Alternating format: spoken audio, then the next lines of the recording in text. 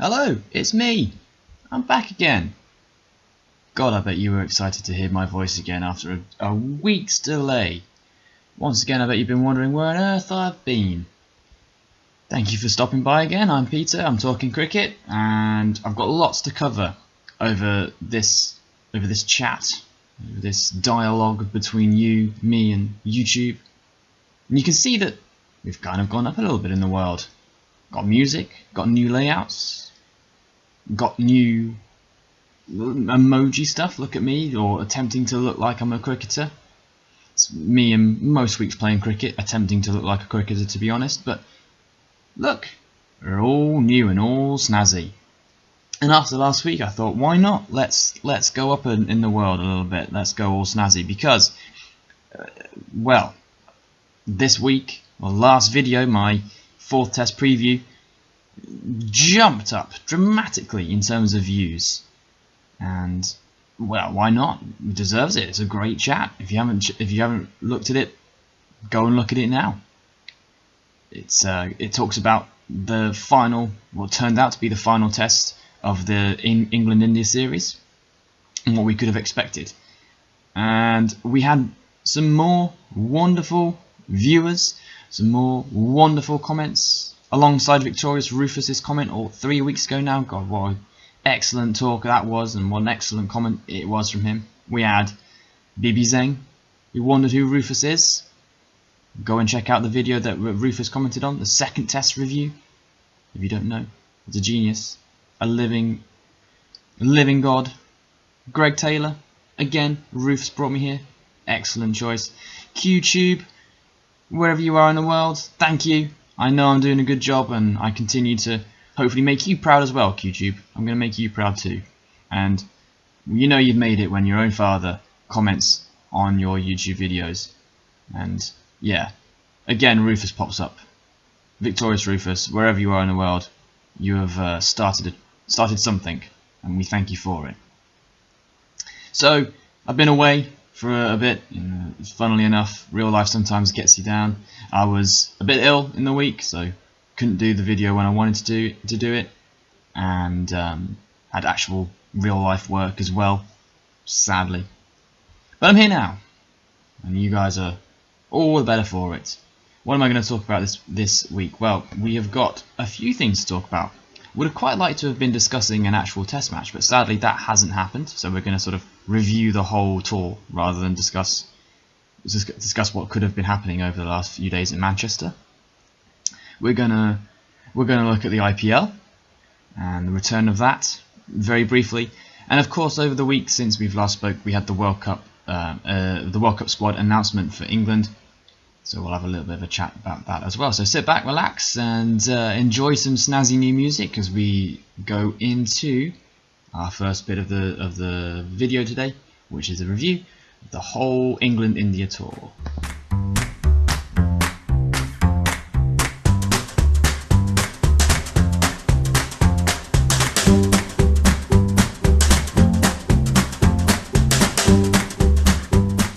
Welcome back from the other side of that music. I hope you enjoyed it.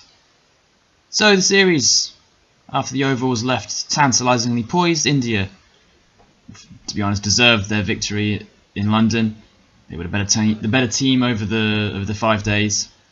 They played excellently on the final day as well. Jasprit Bumrah, if you haven't seen his Yorker to Johnny Bairstow, go and find it now, because I think there could have been 100 Bairstows at the crease.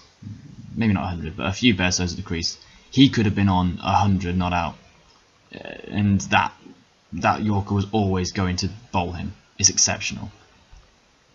So yeah, we had a interestingly poised series, but as you have probably been very fully aware now, and if you're not and sort of wondering where the teams have been for the last 3 days, well, go read the news. If you haven't figured out that there hasn't been a test match, then something has gone wrong.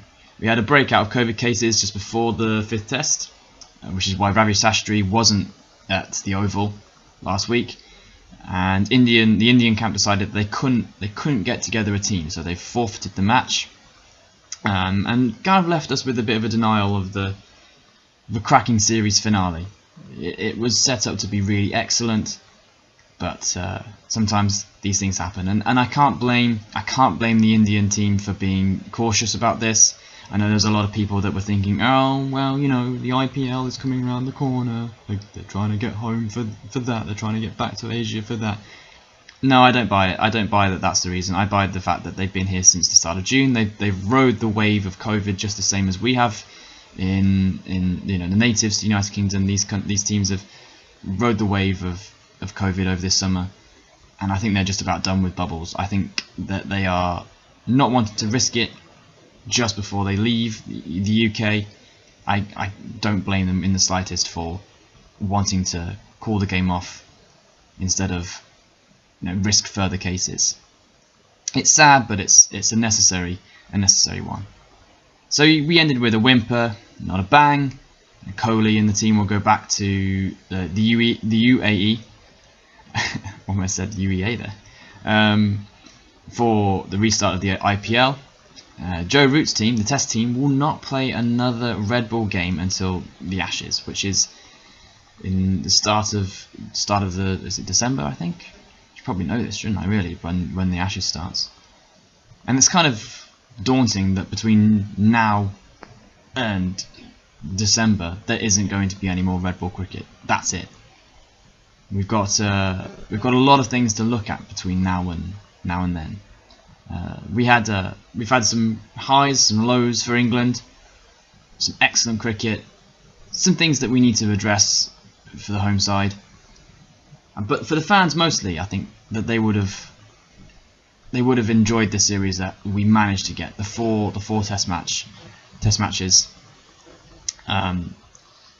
were tight for the most part. They ebbed and flowed in terms of who looked like they were going to win, and had results. We didn't have that many rain delays, considering how poor the weather has been over this English summer. We didn't actually have that many delays in terms of weather, which is a minor miracle. With 564 runs, high score of 180, Joe Root was by far the best batsman of the series. Not just the best English batsman of the series, but the best batsman overall. You know, there was a lot of talk before this series about whether he really is in the same bracket as the best batsman in the world that we constantly talk about, the Steve Smiths, the Kane Williamsons, Marnus Labuschagne, Virat Kohli's, but this series proved that he is. In fact, he outscored Virat Kohli this series by over 300 runs. And every element of batting was shown in each 100, the 300s that he made. At Lords, when England looked like they were going to struggle, he battled to that 100. At Headingley, when his top three had made runs for him already, he went along at a quicker rate and pushed the advantage on top. England will be forever in his debt in terms of his ability to consistently score not just runs, but consistently score big runs. But in Australia, that someone will have to step up to help him. We can't expect Root to, or be realistically expecting Root to get centuries consistently, especially away from home. It's a very different kettle of fish playing in an Ashes series down under. So, with that in mind, you've got to look to the rest of the batting lineup. And whilst no one else made 100 for England this series, there are the means to suggest that there's a lineup now capable of big scores. Maybe I'm being optimistic, but I think if you look at Bairstow, he always looked like a big score was around the corner. He always did. He didn't average above 30, but he looked promising. Milan had a pretty successful return to the Test circle. Ollie Pope hit a decent half century at the Oval, probably should have got 100. Hamid and Burns for the most part batted well together, and I think Burns particularly looked a bit more comfortable with Hamid because runs were coming from his end as well, and that meant that Sibley, who was blocking it out in those first two matches, who wasn't getting runs from the other end, was putting more pressure onto Burns. But Burns looks a bit more relaxed now with a partner at the other end that can score runs too. Stokes, if he returns for the Ashes series, maybe not likely at the moment. If he returns, The all-rounder slot is immediately strengthened. I like Sam Curran, but he didn't have much of an effect on this series. Moeen Ali is a capable understudy, but is obviously not the same level as Ben Stokes. It was a nice return for Chris Wokes. He seemed okay as well, and we've rightly taken out Zach Crawley, Dom Sibley and Dan Lawrence, who were full of potential but perhaps not quite ready for the Test circuit for now. The key for England's batting lineup is going to be the consistency. It's not about scoring 400 every time. It's unrealistic. It's about doing the right things to make sure that we get to 400 or can try and make 400 as often as possible. We shouldn't forget that India's bowlers had moments of utter class over the 4 matches that we managed to get. You think of Jasprit Bumrah's spell at the Oval just gone, Mohammad Siraj at Lords. These were spells that changed the game and deserve recognition. Ashwin didn't even bowl a ball all series. So with that in mind, India showed what talent and strength in depth that they have with the ball. But having said that, whilst India's bowlers had moments of class, we mustn't forget that England had moments where they had the advantage and then threw it away or lost it. Ollie Pope, which I've mentioned already, Ollie Pope's 80 odd at the Oval, the game just gone, is a perfect example of this. He was batting well with Moeen Ali, he gets himself out, playing on, and if he'd managed to stick around, get to that century, push on, maybe England wouldn't have found themselves in this situation. They did find themselves at the end of day 4 and going into day 5. So going into Australia, which again is miles away, this promising batting lineup, it is promising. Let's not deny this. They need to knuckle down in those tough times. We can't be wafting unnecessarily at wide outside off balls, giving away silly run-outs like we did with Hamid and Malan. We need to punish the bowlers when they're tired, grind them down like the Indian batsmen did to our bowlers. Grind them down, pile on the runs when the advantage is there for them. When the conditions in the weather, conditions with the ball favour our batsmen, that's when we go and get the runs. We don't need to surrender the initiative. That's the key. And with the ball, so we spoke about the bat with the ball. I think the main positive to come from this series is Ollie Robinson. Absolutely, he was the highest wicket taker. He had 2 fifers. Let's be honest, lads. He's basically guaranteed his place in the Ashes squad. He's also probably guaranteed his place on the piece of paper or laptop, whatever they write their 1 to 11 is for the first test. He's basically on it already. Let's be fair. I think it shows real strong mentality for Ollie Robinson to come back and be so excellent in this series, considering that he had the test ban straight away, made his debut, got banned, to come back and to show this resilience, to take this many wickets, to bowl this well, shows that he's got a strong mentality. He's going to be around. He looks like he's going to stick around for quite a while. Anderson, you don't really need to say much about Anderson because he's like the finest of fine wines. He gets better with age. Still clocking speeds around the mid-80s. Still causing batsmen problems with the swing. The what's it called? The wobble seam delivery that he's developed recently as well is a fantastic addition to his arsenal. He is still going. I was actually listening, funnily enough, to an old Tailenders recently. Shout out to the Tailenders podcast there. And Greg James asked Jimmy Anderson, are you going to be around in 4 years' time? This is going to be the last time you play in Australia.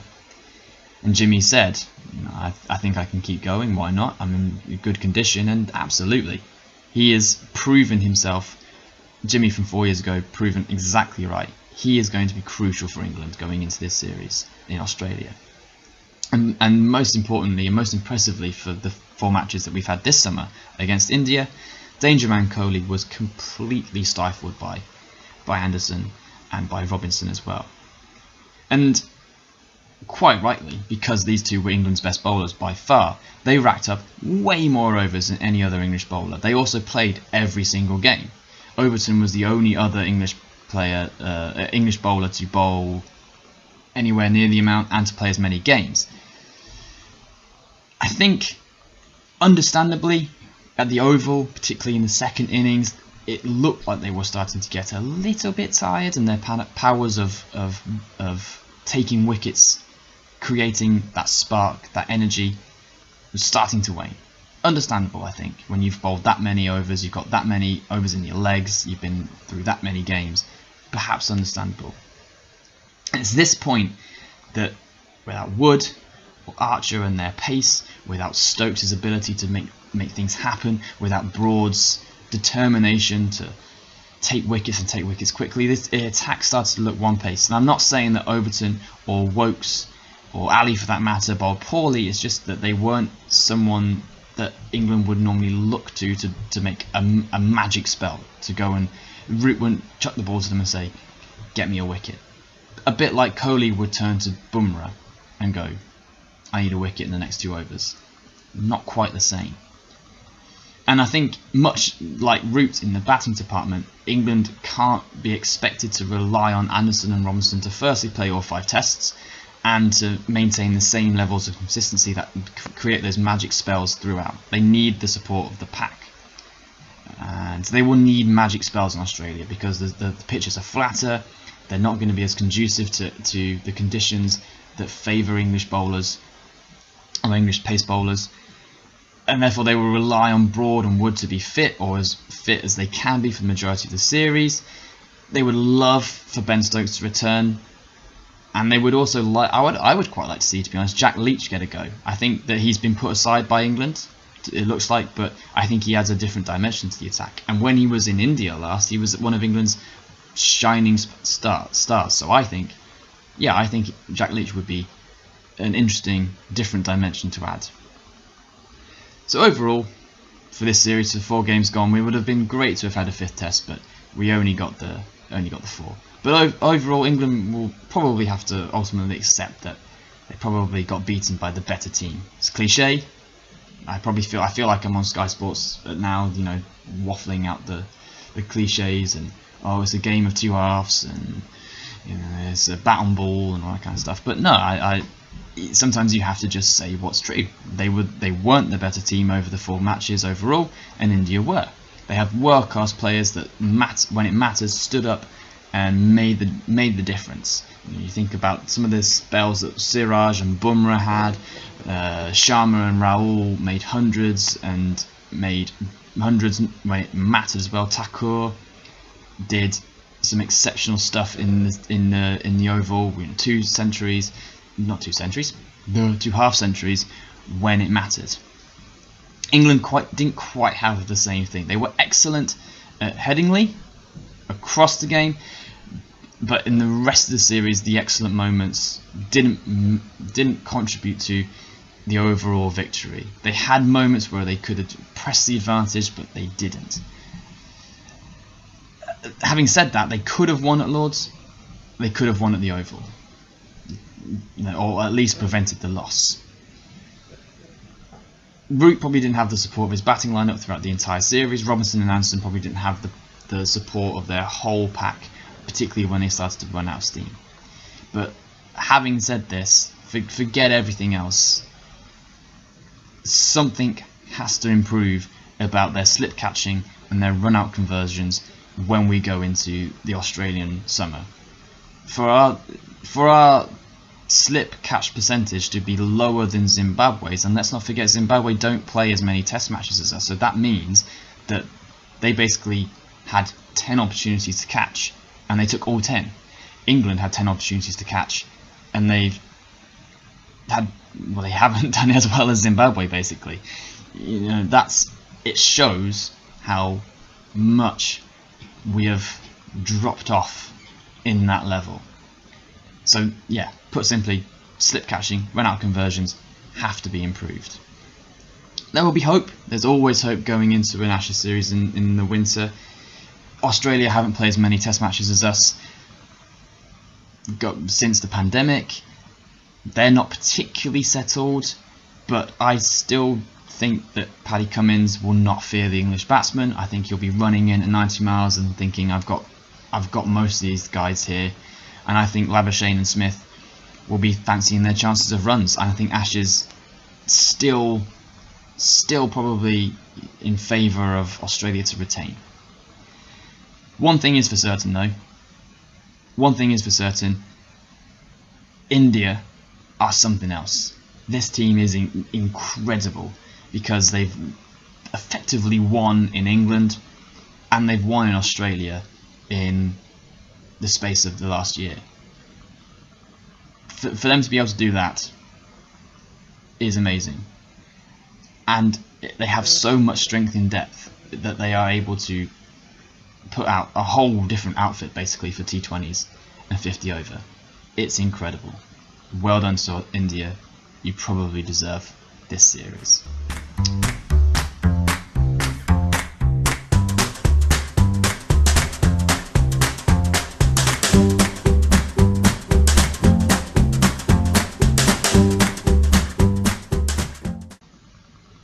Okay, so moving on to the next part here of looking at my agenda. I know, 2 weeks in a row that I've written an agenda.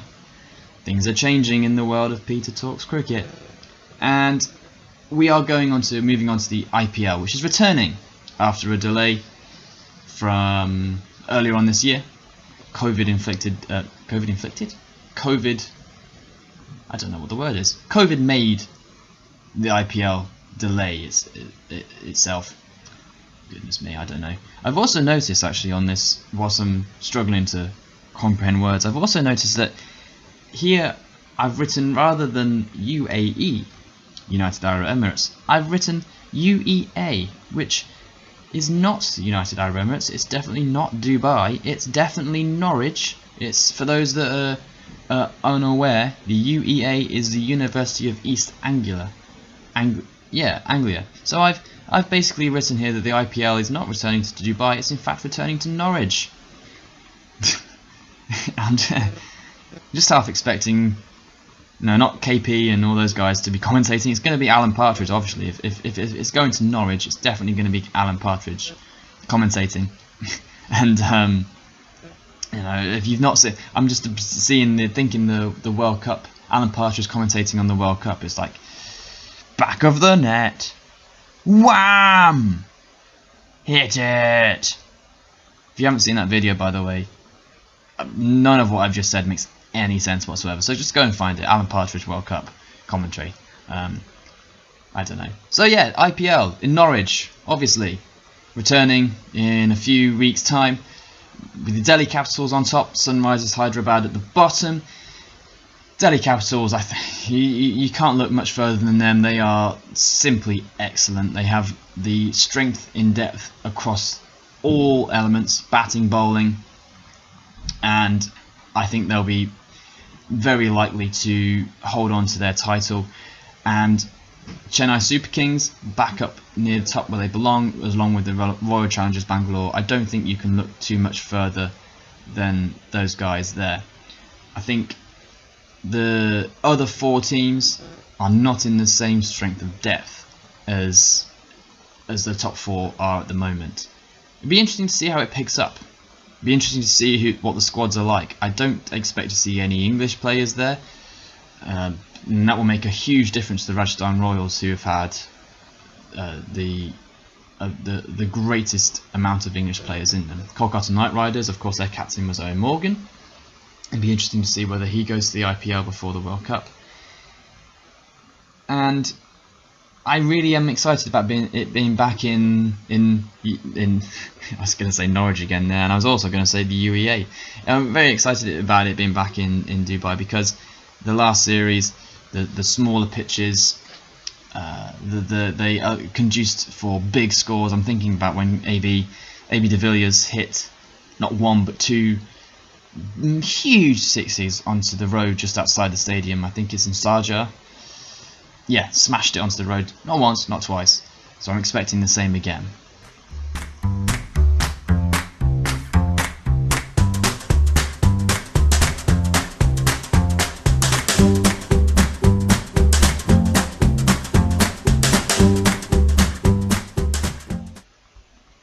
And last but not least on the agenda, really struggling to talk here today, we have got to talk about the Men's World Cup, the squad, at least, England squad for the Men's World Cup. I don't really think it's that much of a surprise. I don't think it's that much of a surprise. Obviously, we weren't going to have Ben Stokes. England rightly delayed until the very last minute to see whether they could get Ben Stokes into the squad, but understandably he's not going to be there, so that's not a surprise. Joe Root, I think, was the only person that you could have thought maybe would have wanted to be there, but he hasn't played T20 cricket for England for quite a while, so he hasn't got the nod. And I think also considering that he's going to be with the Test squad for quite a while in Australia, away from home, potentially in another bubble, he will be as much as he would probably want to play cricket for England as much as he can, I think deep down he's probably thinking that he's glad to not be going to the UAE, Norwich, Dubai, who knows where it's going to be. And the only person that perhaps has raised eyebrows for England is Tymal Mills, who, if you're not aware, he was part of the Southern Brave team in the 100. And plays for Sussex in the T20, and he's only plays T20. He's a specialist T20 bowler, mainly through injury, and he's got the nod for the World Cup. I expect him to play a few games. He's very experienced for T20 formats. He bowled particularly well in the 100 alongside Chris Jordan, who was part of the squad as well. And his left arm around the wicket makes a real difference. It's a different element, and could be the difference in games against the top opposition in this tournament. I think it's a good squad, plenty of batting. If you think about Jason Roy, Johnny Bairstow in particular, David Malan, who really is a bit like Marmite for some people. Some people love him. I'm one of those. Some people do not like him in the T20 team because he doesn't score at a quick enough rate. But I think if you give him the chance, put him close enough at the top of the order, he will deliver more often than not. I'll be really interested to see how Liam Livingstone goes. He can offer some spin if England need it, particularly on those pitches, they might. And also, if you've not seen him over the summer, bash hundreds for England against Pakistan, smack balls here, there and everywhere, over the top and out of the stadium in Headingley, I think he is probably the one to watch. Adil Rashid is a crucial part of this team. He will be expected to bowl his 4-overs probably in every single game, particularly in those middle orders, and maybe even open the bowling, perhaps.